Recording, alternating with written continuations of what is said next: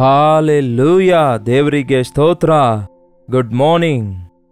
ಅನುದಿನದ ಧ್ಯಾನಿಸುವುದಕ್ಕಾಗಿಯೂ ದೇವರ ವಾಕ್ಯವನ್ನು ಪಠಿಸಿ ಧ್ಯಾನಿಸಿ ದಿನವಿಡೀ ಆಶೀರ್ವದಿಸಲ್ಪಡುವ ಹಾಗೆ ವಾಕ್ಯಕ್ಕೋಸ್ಕರ ಕಾದು ಎದುರು ನೋಡ್ತಾ ಇದ್ದೀರಾ?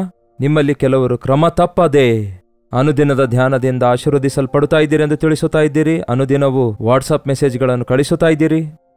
ಅದರ ನಿಮಿತ್ತ ಎಷ್ಟೋ ಪ್ರೋತ್ಸಾಹಕರವಾಗಿ ಸೇವೆಯನ್ನು ಮುಂದುವರಿಸುತ್ತಿದ್ದೇವೆ. ಬನ್ನಿ ಚಿಕ್ಕ ಪ್ರಾರ್ಥನೆಯೊಂದಿಗೆ ಈ ದಿನದ ಧ್ಯಾನವನ್ನು ಪ್ರಾರಂಭಿಸಿ ದೇವರ ವಾಕ್ಯ ಧ್ಯಾನಿಸೋಣ. ಪರಿಶುದ್ಧ ದೇವರೇ, ನಿಮಗೆ ವಂದನೆಗಳು. ಮತ್ತೊಂದು ಸಾರಿ ನಿಮ್ಮ ಸನ್ನಿಧಿಗೆ ಬರ್ತಿರುವಾಗ ಪ್ರತಿದಿನ ನೀವು ನಮ್ಮೊಂದಿಗೆ ಮಾತಾಡ್ತಾ ಇದ್ದೀರಿ. ಮತ್ತೊಮ್ಮೆ ಈ ಉದಯಕಾಲ ಸಮಯದಲ್ಲಿ ನಮ್ಮ ಹೃದಯದ ಅವಶ್ಯಕತೆ ತೀರಿಸಿರೆಂದು ಕ್ರಿಸ್ತನ ನಾಮದಲ್ಲಿ ಬೇಡುತ್ತೇನೆ ತಂದೆಯೇ, ಆಮೇನ್. ಹೇಗಿದ್ದೀರಿ ಪ್ರಿಯರೇ? ಚೆನ್ನಾಗಿದ್ದೀರಾ? ಪ್ರಾರ್ಥನೆ ಮಾಡುತ್ತಾ ಇದ್ದೀರಾ? ಏನು ಪ್ರಾರ್ಥನೆ ಮಾಡೋಂತೀರಿ ಬ್ರದರ್? ಎಷ್ಟೇ ದಿನ ಪ್ರಾರ್ಥನೆ ಮಾಡಿದರು ಇನ್ನೂ ದೇವರು ನನಗೆ ಉತ್ತರಿಸುತ್ತಾ ಇಲ್ವಲ್ಲ. ನನ್ನ ಪರಿಸ್ಥಿತಿಗಳನ್ನು ಮಾರ್ಪಡಿಸು ದೇವರೇ ಎಂದು ಮೊರೆ ಇಡುತ್ತಿದ್ದೇನೆ. ನನ್ನ ಗಂಡನನ್ನು ಮಾರ್ಪಡಿಸು, ಅವನ ಹೃದಯ ಮಾರ್ಪಡಿಸು ಎಂದು ದೇವರಿಗೆ ಮೊರೆ ಇಡುತ್ತಾ ಇದ್ದೇನಲ್ಲವೇ. ನನ್ನ ಮಗನು ಯೋಗ್ಯನಾಗಬೇಕು ಎಂದು ಎಷ್ಟೇ ಪ್ರಾರ್ಥಿಸಿದರೂ ಅವನು ಇನ್ನಷ್ಟು ಕೆಟ್ಟು ಹೋಗ್ತಿದ್ದಾನಲ್ಲವೇ. ಆರ್ಥಿಕ ತೊಂದರೆಗಳನ್ನು ತೊಲಗಿಸಿ ನನಗೊಂದು ಉದ್ಯೋಗ ಕೊಡಿಸು ದೇವರೇ ಎಂದು ಪ್ರಾರ್ಥನೆ ಮಾಡುತ್ತಲೇ ಇದ್ದೇನೆ. ಯಾಕೆ ಇನ್ನೂ ಉದ್ಯೋಗ ಬರ್ತಾ ಇಲ್ಲ ಎಂದು ಕೇಳ್ತಾ ಇದ್ದೀರಲ್ಲವೇ? ಹೌದು ಪ್ರಿಯರೇ, ಕೆಲವೊಂದು ಸಾರಿ ನಮ್ಮ ಪ್ರಾರ್ಥನೆಗಳು ನಂಬಿಕೆಯುಳ್ಳವುಗಳಾಗಿ ಇಲ್ಲದೇ ಇರುವಾಗ ಬೇಡಿಕೊಳ್ಳಬೇಕಾದವುಗಳನ್ನು ಬೇಡಿಕೊಳ್ಳದೆ ಎಡಬಿಡದೆ ಪ್ರಾರ್ಥಿಸಲಾರದೆ ಪ್ರಾರ್ಥಿಸಿ ಉತ್ತರಕ್ಕಾಗಿ ಎದುರು ನೋಡದೇ ಇರುವಾಗ ಉತ್ತರ ಸಿಗೋದಿಲ್ಲ. ಪ್ರಾರ್ಥನೆ ಎಲ್ಲಿಯವರೆಗೂ ಮಾಡಬೇಕು ಗೊತ್ತಾ? ಉತ್ತರ ಸಿಗುವವರೆಗೂ ಪ್ರಾರ್ಥನೆ ಮಾಡಬೇಕು. ಹಬಕೂಕನು ಎಂಬ ಒಂದು ಪುಸ್ತಕ ಇದೆ ಬೈಬಲ್ನಲ್ಲಿ, ನೋಡಿರಿ. ಹಬಕೂಕ ಪುಸ್ತಕ 1ನೇ ಅಧ್ಯಾಯ 2ನೇ ವಚನ ಹೇಳುತ್ತೆ, ಯೆಹೋವನೇ, ನಾನು ಮೊರೆ ಇಡುತ್ತಿದ್ದರೂ ನೀನು ಎಷ್ಟು ಕಾಲ ಕೇಳದೇ ಇರುವಿ? ಎಷ್ಟು ಕಾಲ ದೇವರೇ ನಾನು ಮೊರೆ ಇಡುತ್ತಾ ಇದ್ದರೂ ಕೂಡ ನೀನು ಕೇಳದೇ ಇರುವಿ ಎಂದು ಆ ಕಾಲದ ಪ್ರವಾದಿಯೇ ದೇವರಿಗೆ ಪ್ರಶ್ನಿಸುತ್ತಿದ್ದಾನೆ. ಏನನ್ನುತ್ತಾನೆ? ನಾನು ಮೊರೆ ಇಡುತ್ತಾ ಇದ್ದರೂ ಎಷ್ಟು ಕಾಲ ಕೇಳದೇ ಇರುವಿ? ಬಲಾತ್ಕಾರ ನಡೆಯುತ್ತಿದೆ ಎಂದು ನಿನಗೆ ಕೂಗಿಕೊಂಡರೂ ಯಾಕೆ ನೀನು ರಕ್ಷಿಸದೇ ಇರುವಿ? ಯಾಕೆ ಪರಿಸ್ಥಿತಿಗಳನ್ನು ಬದಲಾಯಿಸುತ್ತಿಲ್ಲ? ನನ್ನನ್ನು ಯಾಕೆ ದೋಷಗಳು ನೋಡುವಂತೆ ಮಾಡುತ್ತಾ ಇದ್ದಿ? ಬಾಧೆಗಳನ್ನು ಯಾಕೆ ನೀನು ಸುಮ್ಮನೆ ನೋಡುತ್ತಾ ಇದ್ದಿ? ಎಲ್ಲಿ ನೋಡಿದರೂ ನಾಶನವಿದೆ, ಬಲಾತ್ಕಾರಗಳು ಉಂಟಾಗುತ್ತಿವೆ, ಜಗಳಗಳು ಕಲಹಗಳು ಉಂಟಾಗುತ್ತಾ ಇವೆ. ಅಬ್ಬಾ, ಈ ದಿನದ ಪರಿಸ್ಥಿತಿ ಕೂಡ ಹೀಗೆಯೇ ಇದೆಯಲ್ಲವೇ? ಪ್ರಪಂಚಕ್ಕೆ ಶಾಂತಿ ಬೇಕು, ಪ್ರಪಂಚಕ್ಕೆ ರಕ್ಷಣೆ ಬೇಕು, ಪ್ರಪಂಚದಲ್ಲಿ ಶಾಂತಿ ಸಮಾಧಾನಗಳು ಇರಬೇಕು ಎಂದು ಎಷ್ಟೋ ಜನ ಆಶಿಸುತ್ತಿದ್ದಾರೆ, ಪ್ರಾರ್ಥಿಸುತ್ತಿದ್ದಾರೆ, ಮೊರೆ ಇಡುತ್ತಿದ್ದಾರೆ. ಪ್ರಪಂಚದ ಸಂಗತಿ ಪಕ್ಕಕ್ಕಿಡಿರಿ, ನಮ್ಮ ಮನೆಯಲ್ಲಿನ ಪರಿಸ್ಥಿತಿ ಸರಿಯಾಗಿಲ್ಲ. ನಮ್ಮ ಊರಲ್ಲಿ ಸಮಾಧಾನ ಬೇಕು, ನಮ್ಮ ದೇಶದಲ್ಲಿ ಸಮಾಧಾನ ಬೇಕು ಎಂದು ಎಷ್ಟೋ ಕಾಲದಿಂದ ನಾವು ದೇವರಿಗೆ ಪ್ರಾರ್ಥನೆ ಮಾಡುತ್ತಲೇ ಇದ್ದೇವೆ. ಇನ್ನೆಷ್ಟು ಕಾಲ ಈ ಬಲಾತ್ಕಾರ ಇರುತ್ತೆ? ಬಲಾತ್ಕಾರ ಮಾಡುತ್ತಾ ಇದ್ದಾರೆ ಮನುಷ್ಯರು ಒಬ್ಬರನ್ನೊಬ್ಬರು. ಎಂಥ ಭಯಂಕರವಾಗಿವೆ ನೋಡಿ ಈ ದಿನಗಳು. ಚಿಕ್ಕ ಮಕ್ಕಳ ಮೇಲೆ ಬಲಾತ್ಕಾರ ಮಾಡುತ್ತಾರೆ. ಅಸಭ್ಯವಾಗಿ ಪ್ರವರ್ತಿಸುವುದು ಸರ್ವಸಾಧಾರಣವಾಗುವುದಾದರೆ ಮೋಸಗಳು ಅನ್ಯಾಯಗಳು ಹೆಚ್ಚಾಗುತ್ತಿರುವಾಗ ದೇವರೇ ನೋಡುತ್ತಾ ಇದೆಯಲ್ಲವೇ? ದೇಶವನ್ನು ಮಾರ್ಪಡಿಸುವುದಿಲ್ಲವೋ, ಮನುಷ್ಯರನ್ನು ಮಾರ್ಪಡಿಸುವುದಿಲ್ಲವೋ ಎಂದು ನಿಜವೇ ನಮ್ಮಂತಹ ಸೇವಕರು ಮೊರೆ ಇಡುತ್ತಲೇ ಇದ್ದೇವೆ. ನಿಮ್ಮಂತಹ ವಿಶ್ವಾಸಿಗಳು ನಿಮ್ಮ ಮನೆಯಲ್ಲಿರುವ ಪರಿಸ್ಥಿತಿಯ ಮೇರೆಗೆ ನೀವು ಕೂಡ ಮೊರೆ ಇಡುತ್ತಲೇ ಇದ್ದೀರಿ. ನಮ್ಮ ಕಷ್ಟ ತೀರಿಸಿರಿ ದೇವರೇ, ನಮ್ಮ ಬಾಧೆಗಳನ್ನು ತೀರಿಸಿರಿ ಎಂದು. ಆದಾಗ್ಯೂ ಇನ್ನೆಷ್ಟು ದಿನ ನಾವು ಕಾದಿರಬೇಕು? ಇನ್ನೆಷ್ಟು ಕಾಲದವರೆಗೂ ನಮಗೆ ಉತ್ತರ ಸಿಗೋದಿಲ್ಲ ಎಂದು ಕೇಳ್ತೇವಲ್ಲವೇ? ಆದರೆ ನಾವು ಕಾದಿರಬೇಕು. ದೇವರ ಸನ್ನಿಧಿಯಲ್ಲಿ ಕಾದಿರೋದಾದರೆ ಆತನು ತಪ್ಪದೆ ಪ್ರಾರ್ಥನೆಯನ್ನು ಲಾಲಿಸುತ್ತಾರೆ, ಪ್ರಾರ್ಥನೆಗೆ ಉತ್ತರಿಸುತ್ತಾರೆ. ನೀವು ಅಂದುಕೊಂಡಂತೆ ಅಲ್ಲ, ನೀವು ಆಶಿಸಿದಂತೆ ಅಲ್ಲ, ಆದರೆ ಆತನು ತನ್ನ ಕಾಲದಲ್ಲಿ ಎಲ್ಲವನ್ನು ಸರಿಪಡಿಸುತ್ತಾನೆ. ಮುಂದೆ ಆ ವಾಕ್ಯ ಇದೆ ನೋಡಿ, ಅದೇ ಹಬಕೂಕ ಪುಸ್ತಕ 2ನೇ ಅಧ್ಯಾಯ 3ನೇ ವಚನದಲ್ಲಿ, ಆ ದರ್ಶನದ ವಿಷಯವಾಗಿ ನಿರ್ಣಯಿಸಿದ ಕಾಲದಲ್ಲಿ ನೆರವೇರುವುದು. ನಿರ್ಣಯ ಕಾಲದಲ್ಲಿ ನೆರವೇರುವುದು. ಈ ವಿಷಯದ ಕುರಿತು ಮಧ್ಯಾಹ್ನವೋ ಸಾಯಂಕಾಲವೋ ನಾಳೆಯೋ ನಾಡಿದ್ದು ಎಂಬುದಾಗಿ ನಾವು ಮನುಷ್ಯರಾಗಿ ಕೇಳ್ತೇವೆ. ಆದರೆ ಇಲ್ಲಿ ಒಂದು ಒಳ್ಳೆ ಭಾಷೆ ಇದೆ. ಅದು ದೇವರ ಸಮಯವಾಗಿದೆ, ನಿರ್ಣಯ ಕಾಲವಾಗಿದೆ. ಅದು ದೇವರು ನಿರ್ಣಯಿಸಿದ ಸಮಯವಾಗಿದೆ. ನಮ್ಮ ಕ್ಯಾಲೆಂಡರ್ ನಮ್ಮ ಗಡಿಯಾರದಂತೆ ಇಲ್ಲ, ದೇವರ ಸಮಯ. ಆತನು ಪ್ರತಿಯೊಂದಕ್ಕೂ ಸಮಯವಿದೆ ಎಂದು ಹೇಳುವಂತಹ ಕರ್ತನಾಗಿದ್ದಾನೆ. ನನ್ನ ಸಮಯ ಇನ್ನೂ ಬಂದಿಲ್ಲ ಎಂದು ಕಾನಾ ವಿವಾಹದಲ್ಲಿ ದ್ರಾಕ್ಷರಸ ಮುಗಿದು ಹೋದಾಗ ಹೇಳಿದಂತಹ ಯೇಸು, ಆದರೆ ತಕ್ಕ ಸಮಯದಲ್ಲಿ ಆ ಕಾನಾ ಮದುವೆಯಲ್ಲಿ ಕೊರತೆಯಾಗಿದ್ದಂತಹ ದ್ರಾಕ್ಷರಸವನ್ನು ಅದ್ಭುತ ಮಾಡಿ ತೀರಿಸಿದರೋ ಇಲ್ಲವೋ? ಗಾಬರಿಗೊಳಗಾಗಿ ದ್ರಾಕ್ಷರಸ ಮುಗ್ದೋಯ್ತೆ ಎಂದು ಹೇಳಿದ್ರು. ಅದು ಪೂರ್ತಿ ಮುಗಿದು ಖಾಲಿಯಾಗುವವರೆಗೂ ದೇವರ ಸಮಯಕ್ಕಾಗಿ ಅವರು ಕಾದು ಎದುರು ನೋಡಿದಾಗ ಆತನು ಹೇಳಿದ ಪ್ರಕಾರವೇ ಅವರು ಮಾಡಿದ ನಂತರ ಅದ್ಭುತ ಕಾರ್ಯ ಕಾಣುತ್ತಾರೆ. ನಮ್ಮ ಜೀವಿತದಲ್ಲೂ ಕೂಡ ನಿರ್ಣಯಿಸಿದ ಕಾಲದಲ್ಲಿ ಆತನು ನಮ್ಮ ಪ್ರಾರ್ಥನೆಗಳಿಗೆ ಉತ್ತರ ಕೊಡುತ್ತಾನೆ, ನಮ್ಮ ಅವಶ್ಯಕತೆಗಳನ್ನು ತೀರಿಸುತ್ತಾನೆ, ನಮ್ಮ ಸಂಗಡ ತಪ್ಪದೇ ಆತನು ಇರುತ್ತಾನೆ, ಉತ್ತರ ಕೊಟ್ಟು ನಮ್ಮನ್ನು ಬಿಡಿಸುತ್ತಾನೆ, ನಮ್ಮನ್ನು ರಕ್ಷಿಸುತ್ತಾನೆ, ನಮ್ಮ ಪ್ರಾರ್ಥನೆಗೆ ಉತ್ತರ ಕೊಡುತ್ತಾನೆ. ನೀವು ನಂಬಿಕೆ ಇಡುತ್ತಾ ಇದ್ದೀರಾ? ನೀವು ಬೇಡಿರುವ ವಿಷಯದಲ್ಲಿ ನಂಬಿಕೆ ಇಡಬೇಕು. ಆತನಿಗೆ ಬೇಡಿಕೊಂಡ ನಂತರ ಆತನು ಕೊಟ್ಟು ಬಿಡ್ತಾನಷ್ಟೇ. ಆತನು ಇವತ್ತು ಕೊಡ್ತಾನೋ, ನಾಳೆ ಕೊಡ್ತಾನೋ, ಯಾವಾಗ ಕೊಡ್ತಾನೋ ಎನ್ನುವಂಥದ್ದು ಮುಖ್ಯವಲ್ಲ. ಪ್ರಾರ್ಥನೆಯಲ್ಲಿ ಏನೇನು ನೀವು ಬೇಡಿಕೊಳ್ಳುವಿರೋ ಅದನ್ನು ನಂಬುವುದಾದರೆ ನಿಮಗೆ ದೊರಕುವುದು ಎಂದು ದೇವರು ತಾನೇ ಹೇಳಿದಾರಲ್ಲವೇ? ನಿರ್ಣಯ ಕಾಲದಲ್ಲಿ ಆತನು ಅದನ್ನು ನೆರವೇರಿಸುತ್ತಾನೆ. ಸಮಾಪ್ತವಾಗುವುದಕ್ಕೆ ಆತರ ಪಡುತ್ತಿರಲ್ಲವೇ, ಅದು ತಪ್ಪದೇ ನೆರವೇರುವುದು. ದೇವರು ಮಾತು ಕೊಡುವುದಾದರೆ ಕೊಟ್ಟ ಮಾತನ್ನು ಎಂದಿಗೂ ತಪ್ಪೋದಿಲ್ಲ. ದೇವರು ತಪ್ಪದೇ ನೆರವೇರಿಸುತ್ತಾರೆ. ಅದು ತಾಮಸವಾದರೂ ಅದಕ್ಕಾಗಿ ಕಾದುಕೊಂಡಿರು, ಅದು ತಪ್ಪದೆ ನೆರವೇರುವುದು. ಅದು ತಡವಾದರೂ ಖಂಡಿತವಾಗಿಯೂ ಬರುವುದು. ನಾವು ಆಲಸ್ಯ ಅಂದುಕೊಳ್ತೇವೆ, ನಮ್ಮ ಗಡಿಯಾರ ನಮ್ಮ ಸಮಯವನ್ನು ನೋಡಿಕೊಂಡು. ಆದರೆ ತಡ ಮಾಡದೆ ರೈಟ್ ಟೈಮ್, ಕರೆಕ್ಟ್ ಟೈಮಲ್ಲಿ ದೇವರು ಕೊಡ್ತಾರೆ. ನಮ್ಮ ನಂಬಿಕೆಯನ್ನು ಆತನು ಪರೀಕ್ಷಿಸುತ್ತಾನೆ. ನಾವು ನಂಬಿಕೆ ಇಡಬೇಕು. ನಾವು ನಂಬಿಕೆ ಇಡುವುದಾದರೆ ನಮ್ಮ ನಂಬಿಕೆ ಎಂದಿಗೂ ಭಂಗವಾಗುವುದಿಲ್ಲ. ಆ ವಿಷಯದಲ್ಲಿ ನಾವು ಮೋಸ ಹೋಗೋದಿಲ್ಲ. ನಾನು ನಂಬಿದ್ದಕ್ಕೆ ಅಯ್ಯಯ್ಯೋ ಹೀಗೆ ಆಯಿತು ಎಂಬುದಾಗಿ ಬಾಧೆ ಪಡುವ ಅವಶ್ಯಕತೆ ಇಲ್ಲ. ನಂಬಿಕೆ ಇಡಬೇಕು. ಅದಕ್ಕೆ ಮುಂದಿನ ವಚನ ಏನು ಹೇಳುತ್ತೆ ನೋಡಿ, ನೀತಿವಂತನು ನಂಬಿಕೆಯಿಂದಲೇ ಬದುಕುವನು. ನಿರ್ಣಯ ಕಾಲದಲ್ಲಿ ತಡ ಮಾಡದೆ ಯಾವುದನ್ನು ಯಾವಾಗ ನಿಮಗೆ ಬೇಕಾಗುತ್ತದೋ ಅದನ್ನು ಆವಾಗ ದೇವರು ನಿಮಗೆ ಕೊಡ್ತಾರೆ. ಒಂದು ದಿನ ಜಾರ್ಜ್ ಮುಲ್ಲರ್ ಅವರ ಆಶ್ರಮದಲ್ಲಿ ಆಹಾರ ಮುಗಿದೋಗಿತ್ತು. ಊಟದ ಸಮಯ ಆಗಿದೆ ಸರ್, ಅಡಿಗೆ ಮಾಡಲು ಏನೂ ಇಲ್ಲ ಎಂದು ಕೆಲಸದವರು ಬಂದು ಹೇಳಿದಾಗ ಪ್ರಾರ್ಥಿಸಿರಿ ಅಂದ್ರಂತೆ. 11 ಗಂಟೆ ಆಗಿದೆ ಸರ್, ಇನ್ನೂ ಒಲೆ ಹಚ್ಚಿಲ್ಲ, ಮಕ್ಕಳಿಗೆ ಹಸಿವೆ ಆಗ್ತಿದೆ, ಅಡಿಗೆ ಮಾಡಲು ಯಾವ ಧಾನ್ಯವಿಲ್ಲ. ಮತ್ತೆ 12 ಗಂಟೆ ಆಯಿತು ಅಂದಾಗ ಹೋಗಿ ಪ್ರಾರ್ಥಿಸಿರಿ ಅಂದರು. ಮತ್ತೆ 12 ಗಂಟೆಗೆ ಬಂದು ಸಾರ್ ಇನ್ನೂ ನಮಗೆ ಏನೂ ಸಿಗಲಿಲ್ಲ ಅನ್ನುತ್ತಾರೆ, ಮಕ್ಕಳು ಹಸಿದವರಾಗಿದ್ದಾರೆ ಅಂದಾಗ ಪ್ರಾರ್ಥಿಸಿರಿ, ಯೆಹೋವನು ಸಹಾಯ ಮಾಡ್ತಾನೆ, ಯೆಹೋವ ಈರೇ.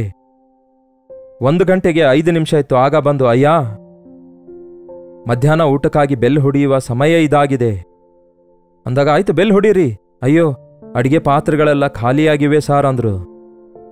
ದೇವರೇ ನೋಡಿಕೊಳ್ತಾರೆ ಅಂದಾಗ ಗಂಟೆ ಹೊಡೆದ್ರು. ಮಕ್ಕಳೆಲ್ಲ ಓಡೋಡಿ ಬಂದ್ರು.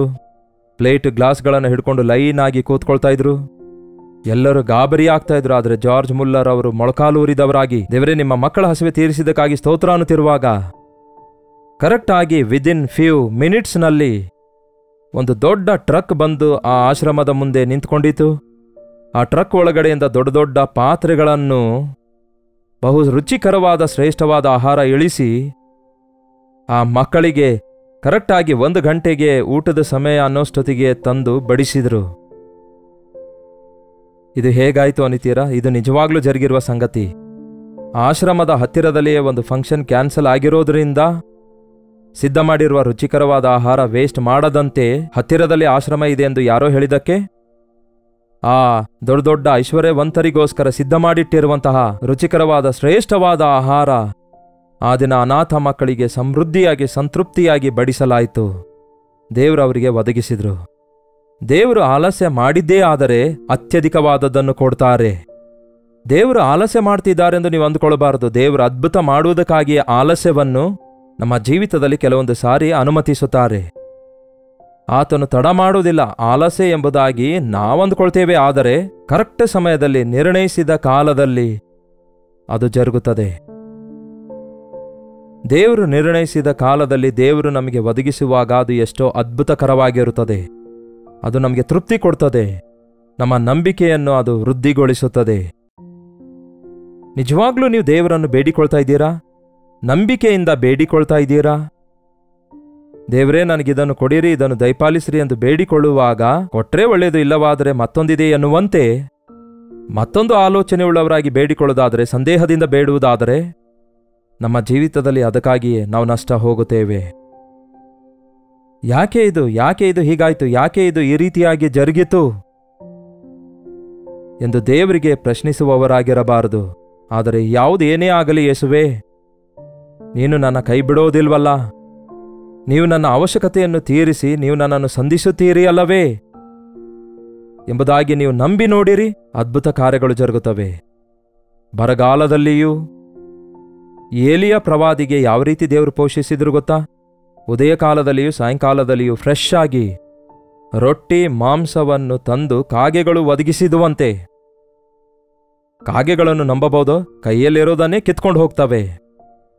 ಆದರೆ ದೇವರ ಸೇವಕನ ಹಸುವೆಯನ್ನು ತೀರಿಸುವುದಕ್ಕಾಗಿ ದೇವರು ಪ್ರತಿ ಉದಯದಲ್ಲಿಯೂ ಸಾಯಂಕಾಲದಲ್ಲಿಯೂ ಎಷ್ಟು ಅದ್ಭುತವಾದ ರೀತಿಯಲ್ಲಿ ಆಹಾರ ಒದಗಿಸಿದರೆ ಎಂದು ನೋಡುವಾಗ, ತನ್ನ ತಕ್ಕ ಸಮಯದಲ್ಲಿ ನಮ್ಮ ಹಸಿವೆಯನ್ನು ಕೂಡ ತೀರಿಸುವ ಆತನಾಗಿದ್ದಾರೆ ನಮ್ಮ ದೇವರು. ನಮ್ಮ ಅವಶ್ಯಕತೆಗಳನ್ನೆಲ್ಲ ತೀರಿಸುವ ಆತನಾಗಿದ್ದಾರೆ ಎಂದು ನಾವು ನಂಬುತ್ತೇವೆ. ನಾವು ಕೋರಿದವುಗಳನ್ನು ಕೊಡುವುದಕ್ಕಾಗಿ ಆತನು ಆಶಿಸುವ ಆತನಾಗಿದ್ದಾನೆ. ಎಲಿಜಬೆತ್, ಜಕರಿಯಾ ಇಬ್ಬರು ದೇವರ ವಾಕ್ಯಾನುಸಾರವಾಗಿ ಜೀವಿಸುವಂತಹ ಬಹಳ ಭಕ್ತಿಯುಳ್ಳ ಯಾಜಕ ಕುಟುಂಬದವರಾಗಿದ್ದರು. ಆದರೂ ಅವರಿಗೆ ಮಕ್ಕಳಿರಲಿಲ್ಲ. ತುಂಬಿದ ವೃದ್ಧರಾಗಿದ್ದರು.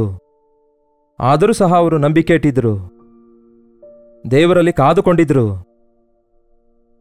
ಎಲಿಜಬೆತಳು ದಿನ ತುಂಬಿದ ವೃದ್ಧಾಪ್ಯದಲ್ಲಿ ಗರ್ಭಿಣಿಯಾದಳು. ಹೇಗೆ? ಆಕೆಯ ಗರ್ಭದಲ್ಲಿ ಹುಟ್ಟಿದವನು ಸ್ತ್ರೀಯ ಮೂಲಕ ಹುಟ್ಟಿದವರಿಗಿಂತಲೂ ಶ್ರೇಷ್ಠನಾಗಬೇಕೆಂದು, ಯೇಸುವಿಗಾಗಿ ಮಾರ್ಗವನ್ನು ಸಿದ್ಧಪಡಿಸುವವನಾಗಿರಬೇಕೆಂದು, ಯೇಸು ಈ ಲೋಕಕ್ಕೆ ಬರುವುದಕ್ಕಿಂತ ಮುಂಚೆ ಆತನ ಸೇವೆಯನ್ನು ಪ್ರಾರಂಭಿಸುವ ರೀತಿಯಲ್ಲಿ ಮಾರ್ಗವನ್ನು ಸಿದ್ಧಪಡಿಸುವವನಾಗಿರಬೇಕೆಂಬುದು ದೇವರ ಪ್ರಣಾಳಿಕೆಯಲ್ಲಿರೋದ್ರಿಂದ ಅವರು ದಿನ ತುಂಬಿದ ವೃದ್ಧಾಪ್ಯದಲ್ಲಿ, ಮರಿಯಳು ಗರ್ಭಿಣಿಯಾದಾಗ ಆ ವಿಷಯ ಎಲಿಜಬೆತಳು ತಿಳಿದುಕೊಂಡಾಗ ಅಲ್ಲಿಗೆ ಹೋಗ್ತಾಳೆ. ಆಗಲೇ ಗರ್ಭಿಣಿಯಾಗಿದ್ದಂತಹ ಎಲಿಜಬೆತಳ ಗರ್ಭದಲ್ಲಿರುವ ಕೂಸು ಮರಿಯಳ ಗರ್ಭದಲ್ಲಿರುವಂತಹ ಕೂಸಿನ ವಿಷಯದಲ್ಲಿ ಹಿಗ್ಗಿತೆಂದು ದೇವರ ವಾಕ್ಯದಲ್ಲಿ ನೋಡ್ತೇವೆ. ದೇವರು ನಿರ್ಣಯಿಸಿದ ಕಾಲದಲ್ಲಿ ಆತನು ಗರ್ಭ ತೆರೆದು, ಸ್ನಾನಿಕನಾದ ಯೋಹಾನನ ಬಗ್ಗೆ ನೀವು ಕೇಳಿದೀರಲ್ಲವೇ? ಅಷ್ಟೊಂದು ಶ್ರೇಷ್ಠನಾದ ರೋಷವುಳ್ಳಂತಹ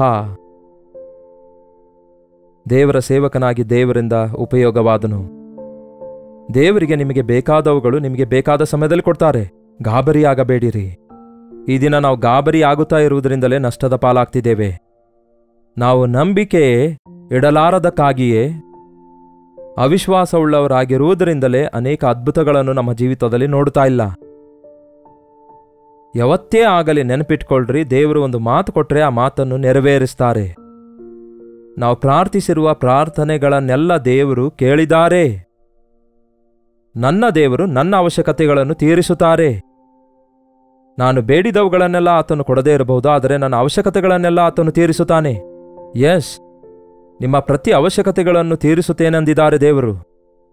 ನೋಡಿ, ನಮಗೆ ಕೋರಿಕೆಗಳು ಆಸೆಗಳು ಬಹಳಷ್ಟಿರ್ತವೆ. ಅನವಶ್ಯಕವಾದವುಗಳಿಗೋಸ್ಕರ ಬೇಡಿಕೊಳ್ತಾ ಇರ್ತೇವೆ. ಅವಶ್ಯಕತೆ ಇಲ್ಲದವುಗಳಿಗಾಗಿ ಬೇಡಿಕೊಳ್ತಾ ಇರ್ತೇವೆ. ಅದಕ್ಕಾಗಿಯೇ ಕೆಲವೊಂದು ವಿಷಯಗಳಿಗೆ ದೇವರು ತಕ್ಷಣವೇ ಉತ್ತರ ಕೊಡುವುದಿಲ್ಲವೇನೋ. ಆದರೆ ನಿಮಗೆ ಯಾವುದು ಯಾವಾಗ ಅವಶ್ಯಕವಾಗಿರ್ತದೋ ಅದನ್ನು ನಿಮಗೆ ಕೊಟ್ಟೇ ಕೊಡ್ತಾನೆ. ತಡ ಮಾಡದೆ ಆತನು ನಿಮಗೆ ಕೊಡ್ತಾನೆ. ಆಲಸ್ಯವಾದಾಗ್ಯೂ ಸಹ ನೀವು ಒಂದು ವೇಳೆ ಕಾದುಕೊಂಡಿರೋದಾದರೆ, ನಂಬಿಕೆಯಿಂದ ಕಾದು ಎದುರು ನೋಡುವುದಾದರೆ ದೇವರು ಅದ್ಭುತ ಕಾರ್ಯ ಮಾಡ್ತಾರೆ. ದಿಗುಲು ಪಡಬೇಡಿ. ಇನ್ನು ದೇವರು ನನ್ನ ಪ್ರಾರ್ಥನೆ ಕೇಳಲಿಲ್ವಲ್ಲ? ನನ್ನ ಗಂಡನಿಗೋಸ್ಕರ ಈಗಾಗಲೇ ಅನೇಕ ವರ್ಷಗಳಿಂದ ನಾನು ಪ್ರಾರ್ಥಿಸ್ತಿದ್ದೇನೆ. ಇನ್ನೂ ನನ್ನ ಗಂಡ ಮಾರ್ಪಡಲ್ಲ, ನನ್ನ ಬದುಕು ಮಾರ್ಪಡಲ್ಲ, ನನ್ನ ಕುಟುಂಬ ಕಟ್ಟಲ್ಪಡಲ್ಲ ಎಂದು ನಿರುತ್ಸಾಹರಾಗ್ತಾ ಇದ್ದೀರಾ? ನನ್ನ ತಾಯಿ ನನ್ನ ತಂದೆಯ ರಕ್ಷಣೆಗಾಗಿ 12 ವರ್ಷಗಳವರೆಗೂ ಪ್ರಾರ್ಥಿಸಿದಳು. ಇನ್ನು ಅಪ್ಪ ಮಾರ್ಪಡಲ್ಲಮ್ಮ ಎಂದು ನಾನು ಹೇಳಿದಾಗೆಲ್ಲ, ಹಾಗೆ ಹೇಳಬೇಡ ಮಗನೇ, ಯೇಸು ಮಾರ್ಪಡಿಸುತ್ತಾರೆ ಎಂದು ನನ್ನ ತಾಯಿ ನನಗೆ ಹೇಳ್ತಾ ಇದ್ದಳು. ಕರೆಕ್ಟಾಗಿ ತಕ್ಕ ಸಮಯದಲ್ಲಿ ನಾವೆಲ್ಲರೂ ಬೆಳೆದು ಪಾಪದಲ್ಲಿ ಈ ಲೋಕದಲ್ಲಿ ಮುಳುಗುವುದಕ್ಕಿಂತ ಮುಂಚೆಯೇ ಟೀನೇಜಿನಲ್ಲಿ ನಾವು ದಾರಿ ತಪ್ಪುತ್ತಿರುವ ಸಮಯದಲ್ಲಿ ನನಗೋಸ್ಕರವೇ ನನ್ನ ತಂದೆಯನ್ನು ದೇವರು ಮಾರ್ಪಡಿಸಿರುವಂತೆ 12 ವರ್ಷಗಳ ಪ್ರಾರ್ಥನೆಗಳ ನಂತರ ನಮ್ಮ ತಂದೆ ರಕ್ಷಿಸಲ್ಪಟ್ಟು ಕುಟುಂಬವನ್ನೆಲ್ಲ ಪ್ರಾರ್ಥನೆಯಲ್ಲಿ ದೇವರ ಬಳಿಗೆ ಮಕ್ಕಳನ್ನೆಲ್ಲ ದೇವರ ಸನ್ನಿಧಿಯಲ್ಲಿ ಬೆಳೆಸುವವರಾದರು. ದೇವರ ಸೇವೆಗಾಗಿ ನನ್ನನ್ನು ಅವರು ಅರ್ಪಿಸಿಕೊಟ್ರು. ನಾನು ಯಾವತ್ತೂ ಕೂಡ ಮರೆತು ಹೋಗಲ್ಲ. 12 ವರ್ಷಗಳವರೆಗೂ ಒಬ್ಬ ತಾಯಿ ಸುರಿಸಿರುವ ಕಣ್ಣೀರಿನಿಂದ ತಂದೆ ಒಬ್ಬನೇ ಮಾರ್ಪಡುವುದಲ್ಲ, ಕುಟುಂಬವೆಲ್ಲ ರಕ್ಷಣೆ ಹೊಂದಿತು. ತಕ್ಕ ಸಮಯದಲ್ಲಿ ದೇವರು ನಮಗೆ ಉತ್ತರಿಸುತ್ತಾರೆ. ಅದಕ್ಕೆ ಪ್ರಾರ್ಥಿಸಿರಿ, ನಿಮ್ಮ ಮಕ್ಕಳಿಗೋಸ್ಕರ ಪ್ರಾರ್ಥಿಸಿರಿ. ಯಾವುದು ಯಾವಾಗ ಬೇಕೆಂದು ಆತನಿಗೆ ಗೊತ್ತಿರೋದ್ರಿಂದ ನಂಬಿಕೆಯಿಂದ ಕಾದುಕೊಂಡವರಾಗಿರಿ. ಅದ್ಭುತ ಕಾರ್ಯಗಳನ್ನು ಸಾಕ್ಷಿಗಳನ್ನು ನಾವು ಹೊಂದಿಕೊಂಡವರಾಗಿರುತ್ತೇವೆ. ಬನ್ನಿ ಪ್ರಾರ್ಥಿಸೋಣ. ಪರಿಶುದ್ಧ ದೇವರೇ, ಪ್ರೀತಿಯುಳ್ಳ ತಂದೆಯೇ, ಎಷ್ಟೋ ಸಾರಿ ನಮ್ಮ ಜೀವಿತದಲ್ಲಿ ಬೇಡಿಕೊಂಡು ಸುಮ್ಮನೆ ಇರ್ತಾ ಇದ್ದೇವೆ, ಬೇಡಿಕೊಂಡು ಮರ್ತು ಹೋಗ್ತಿದ್ದೇವೆ. ಅವಶ್ಯಕವಿಲ್ಲದವುಗಳನ್ನು ಬೇಡಿಕೊಂಡು ನಾಚಿಕೆಗೊಳಗಾಗ್ತಿದ್ದೇವೆ. ದೇವಾದಿದೇವನಾದ ನಿಮ್ಮ ಬಳಿಗೆ ಬರುವಾಗ ಶ್ರೇಷ್ಠವಾದವುಗಳನ್ನು, ನಿಮ್ಮ ಚಿತ್ತಾನುಸಾರವಾದವುಗಳನ್ನು ಬೇಡಿಕೊಳ್ಳುವುದಕ್ಕೆ ನಮಗೆ ಸಹಾಯ ಮಾಡಿರಿ. ನಮ್ಮ ಸುತ್ತಲಿನ ಪರಿಸ್ಥಿತಿ ಸ್ಥಿತಿಗತಿಗಳನ್ನು ಮಾರ್ಪಡಿಸಿರಿ ಎಂದು ಮೊರೆಯಿಡುವಾಗೆಲ್ಲ ನೀವು ಕಿವಿ ಮುಚ್ಚಿಕೊಳ್ಳುವ ದೇವರಲ್ಲ, ಆದರೆ ನಮ್ಮ ಪ್ರಾರ್ಥನೆ ಕೇಳಿದ್ದೀರಿ ಎಂಬುದಾಗಿ ನಂಬುವಂತೆ ನಮಗೆ ಸಹಾಯ ಮಾಡಿರಿ. ಹೇಗೆ ಉತ್ತರಿಸುತ್ತೀರಿ ಎಂದು ನಮಗೆ ಗೊತ್ತಿಲ್ಲ, ಆದರೆ ನಿರ್ಣಯಿಸಿದ ಕಾಲದಲ್ಲಿ ನೀವು ನಮಗೋಸ್ಕರ ಅದ್ಭುತ ಕಾರ್ಯವನ್ನು ಜರುಗಿಸುತ್ತೀರಿ ಎಂದು ನಂಬುವುದಕ್ಕಾಗಿ ನಮ್ಮ ಪ್ರತಿಯೊಬ್ಬರಿಗೂ ಸಹಾಯ ಮಾಡಿರೆಂದು ಕ್ರಿಸ್ತನ ನಾಮದಲ್ಲಿ ಬೇಡುತ್ತೇನೆ ತಂದೆಯೇ, ಆಮೇನ್.